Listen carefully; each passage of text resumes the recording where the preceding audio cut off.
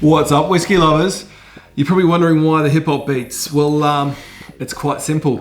When you're a company and you get your own barrel, that's pretty gangster to me. And tonight's one is the Whiskey Loot, the Tasmanian single malt. It's from Adams Distillery, and it's their own cask that they've done.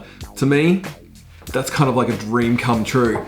So we're gonna open this up and have a taste.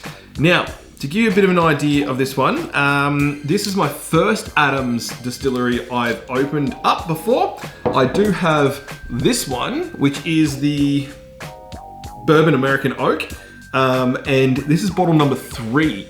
I don't know if I want to open it up, but I will be for the reviews. So this one, to give you a bit of an idea, what they've done here, it's a French oak cask, single malt. It's around 3 years old, and this is a Tasmanian whiskey. Now, depending on which Adam you're talking about, there's a few Adams involved in this actual whiskey distilling, and the growth of it all. The family was all involved in it, and it's actually kind of a cool little story. So I'll include the link of their about section so you can see Adams. I don't know which Adam. As I said, there's too many. Adam's actual history about what he's done and how he became a whiskey distiller. Very short story. Business owner from coffee and gone over to Scotland with his dad. Fell in love with the distilling process. Went and worked with one of the distilleries in Tasmania. Became their brainchild from that. And now they're distilling Adams whiskies. So, again, as I mentioned to you, this is a Whiskey Loot section of my 31 days of Australian whiskies. And, da-dum, we're pretty much halfway, day 15. Technically, because it's at night time, so we're halfway through day 15. So we're halfway through the 31 days. And, yeah, all right. So, created by the skilled team at Adams Distillery, just outside of Launceston in Perth, Tasmania, a very special limited edition 20-litre cask created for Whiskey Loot by Adams Distillery team. Matured in French oak, previously holding Goaty Hill Pinot Noir and bottled at 46%. Now, 46% seems to be my kind of sweet spot where I really enjoy it. The other thing is, this is actually cask strength for it as well, which is interesting because normally, well, not normally, but the way I've seen a lot of it, normally cask strength that I've seen has been high 50s to early 60s. To see a 46%, and I think it's actually 46.6%, is a little bit different. Anyways, part of a slosh barrel process. So here's some history, or not history, education that I didn't know about. There's a thing called a slosh barrel. Now, what that is, it's a consistently rolling barrel, so the flavour of the wood comes into the whiskey a bit earlier, and obviously a little bit more in depth. So I'm actually kind of interested in this one here. So part of a slosh barrel process where half-filled barrels are continuously rolled to increase wood to whiskey contact ratios. It's kind of cool. As I said, everything's kind of gangster about this so far. Ooh.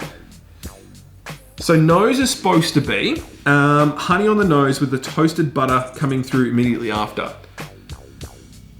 Okay, this is the first whiskey I can actually taste a bit of the butter.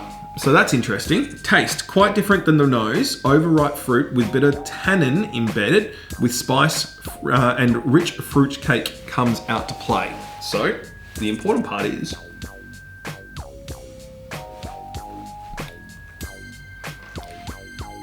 oh,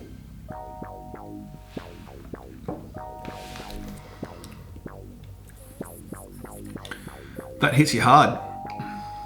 Woof, that's a powerful 46. That coats my mouth and just lingers for a long time. Let's try that again.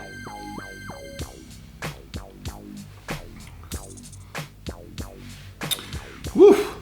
Okay, so fruitcake, yes, I get it. There's the dried fruit kind of flavors to it.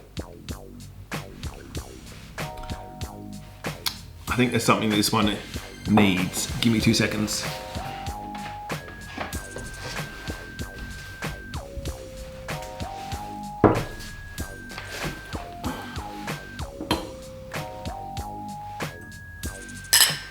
Definitely, I think, before I can even taste this again, I think it needs, for me, I think it just needs a little bit of the, that hit to be mellowed out a little bit. And the buttery flavor is still, the smell's still there. Okay, that's much nicer. Yeah, I think it was just, as it sits for me, probably just a little bit too much of a hit with a dash of water, and it was a very small, and again, it's only a very small amount here. It's quite enjoyable. So originally, I would have put that down to around a 6.5. With the water in that, probably about a 7.5. So it has actually gained a lot of depth for me, and also more drinkability for me as well by just adding that little bit of water. So I'm still so fascinated about the science and adding water into whiskey, and I really want to find out a hell of a lot more, because as I know, or as you know, I'm still very early onto my learning journey of these kind of things in whiskey. So I'm actually going to try and find someone I can talk to about it and see what they know about it. You know, really get an expert's advice, not someone on Facebook that's trying to tell me stuff.